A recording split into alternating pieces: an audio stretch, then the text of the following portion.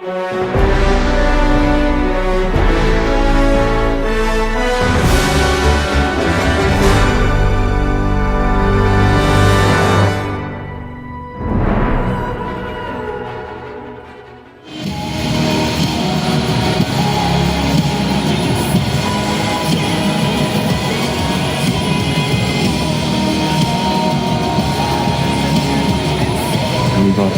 KT의 첫 번째 별을 달아주겠습니다.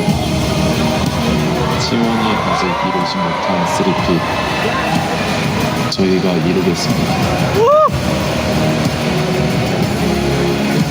구성이 형에게 빛나는 별을 선물하겠습니다.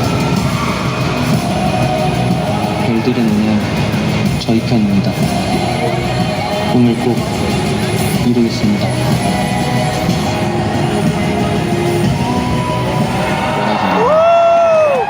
저에게 더 쟁취해야 할 겁니다. That's why he's the GOAT!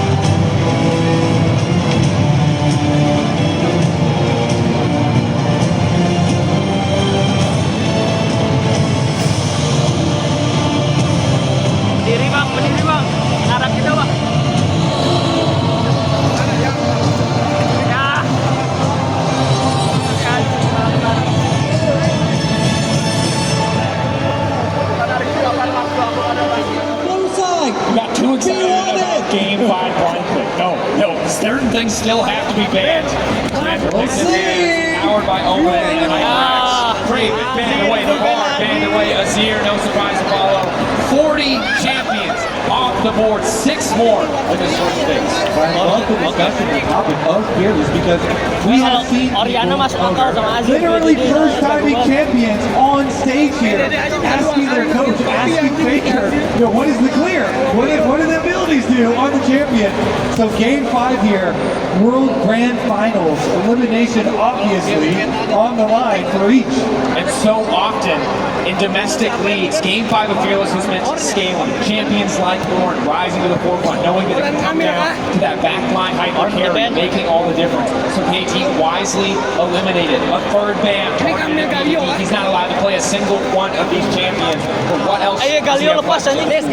Akali, Aurora, okay, Zip is flexible. That could be a flex pick, but we assume it's Doc Ducks. Most likely going to Duck Down here. Makes me wonder when we're going to see some Maokai 85 and 80 mid shenanigans here from KT.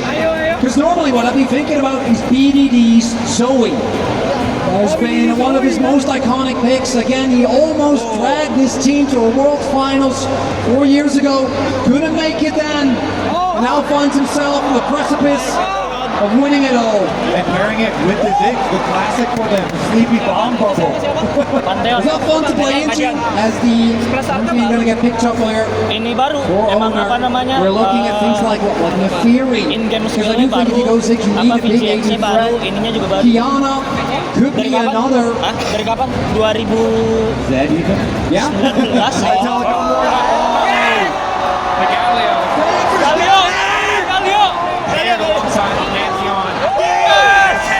Global mobility, a single member of KT. They find themselves not up to snuff. If they overstay for one wave, they will be dismantled by T1. Please. Now they'll be option on the opposite side. KT taking their time.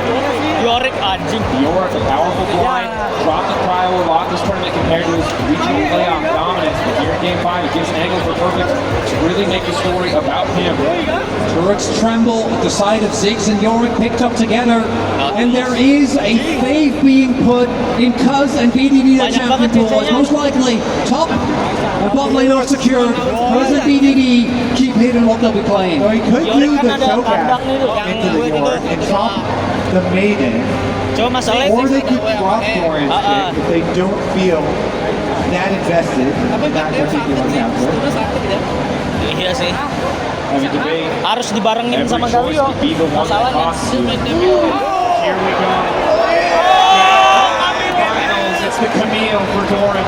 The Camille Galio we were looking for in the previous game finds itself in game number 5. The crazy pick potential that T1 have drafted here. And I can only imagine that Doc Dam is like, why didn't we have Kench for this moment?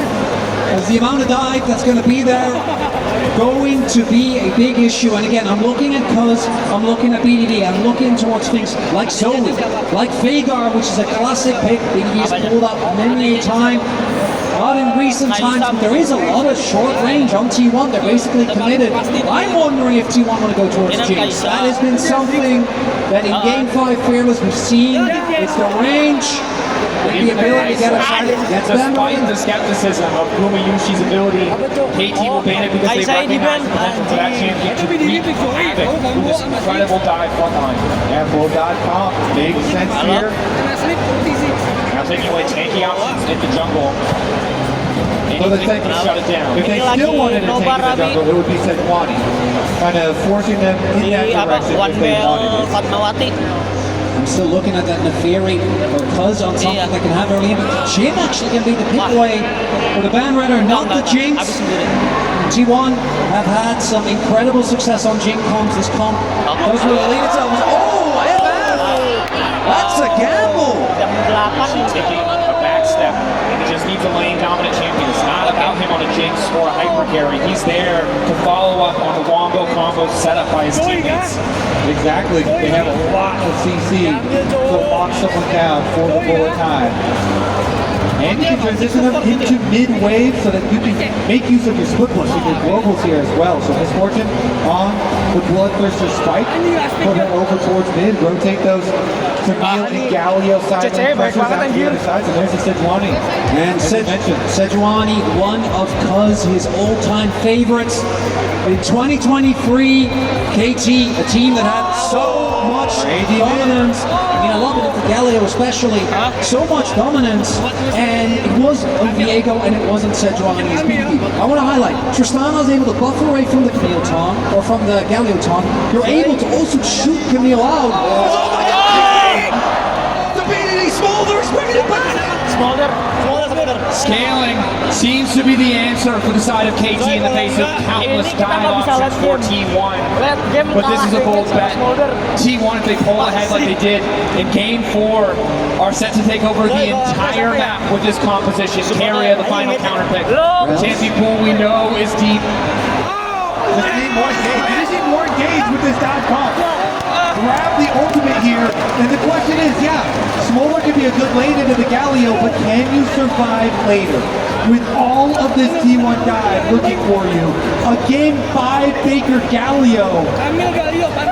I do really like it when, you know, there are two extremely clear game plans here. On one end, we have a comp that can split push, that can endlessly wave clear, and it's playing for the big spikes and Ziggs and Smolder. The pressure.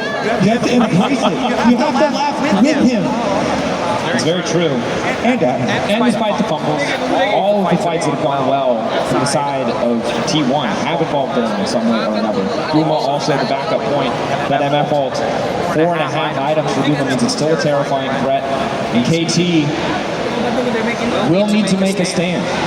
it's so hard because like who do you actually focus? There's Faker, there's Stopwatch, Galio is just naturally tanked at level 18 as well. It is just Kuma, right? Like that's the only one, but he has not been in a position for you to engage on. You could engage on Dorian, maybe.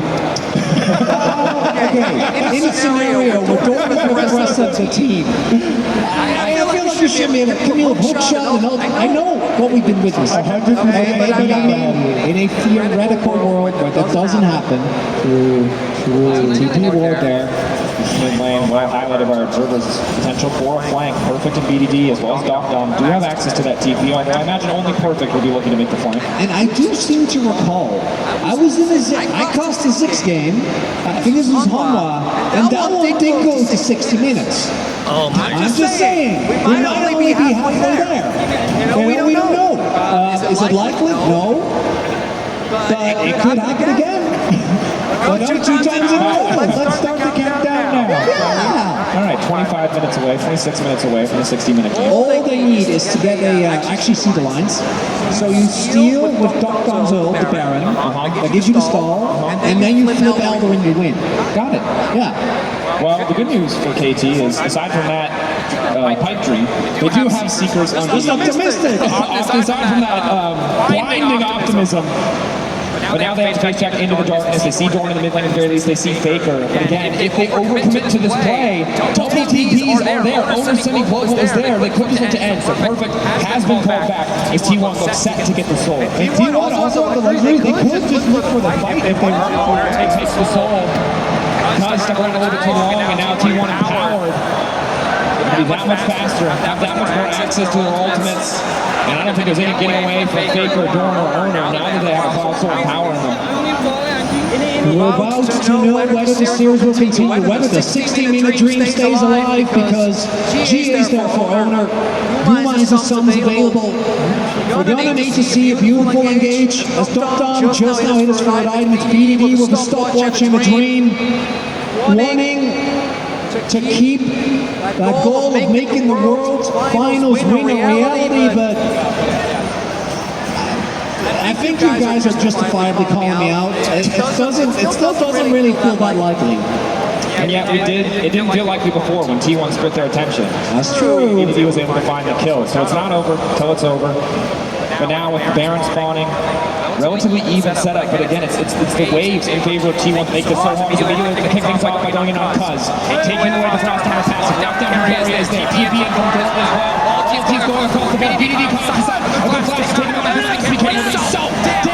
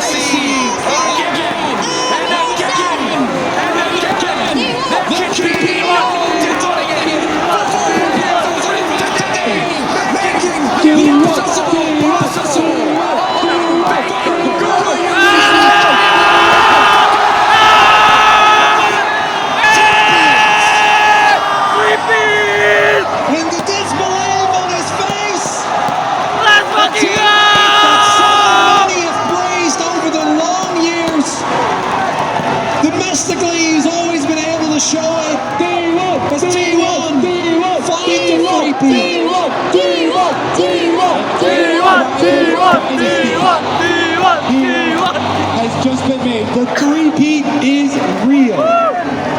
The team three-peat spared in 2022 against DRX, took it to heart, and have come every single world back to the finals, back to this trophy. KT had an incredible run, but against T1, it just feels impossible. A team that even in the face of bad games, even in the face of match point after game 3, did not falter for even a moment. It's KT's run, it has to be respected. Hearts out now, the players on stage. Huge respect. What a run this roster has had.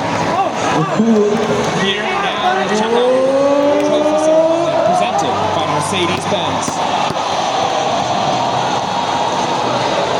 for these players in front of this. And again, this is T1 2 and 4, right? There is no arena, there is no stadium where they do not feel at home. Doran, you can see still, barely believes it. Faker keeps giving him the shoulder taps. As T1 shows us again and again and again, as you highlighted, Dracos, why this is the greatest team in the world. Chengdu erupts.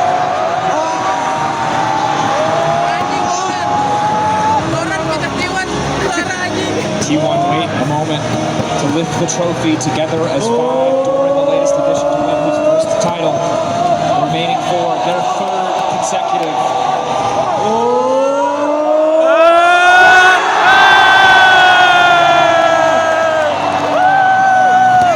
T1 world champions once again.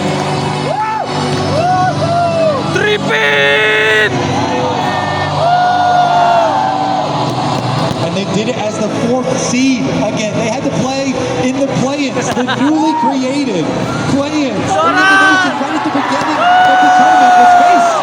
Oh man, Doran lifting that trophy. Roadrunner is flexing. Left us to go in the second prime of his career. Does it again.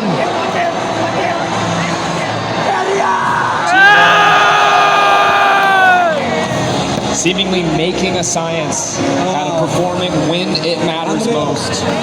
Regardless of the story of the LCK, of the regular seasons or playoffs, at Worlds, T1 always find their peak, always find their form, and now are embraced by the staff that has supported them for the entire year. Coma, Tom, Mata, all coming in, hugging their players. And Coma, he's been there for so many, but you can see they still hit real good as he runs up to his team.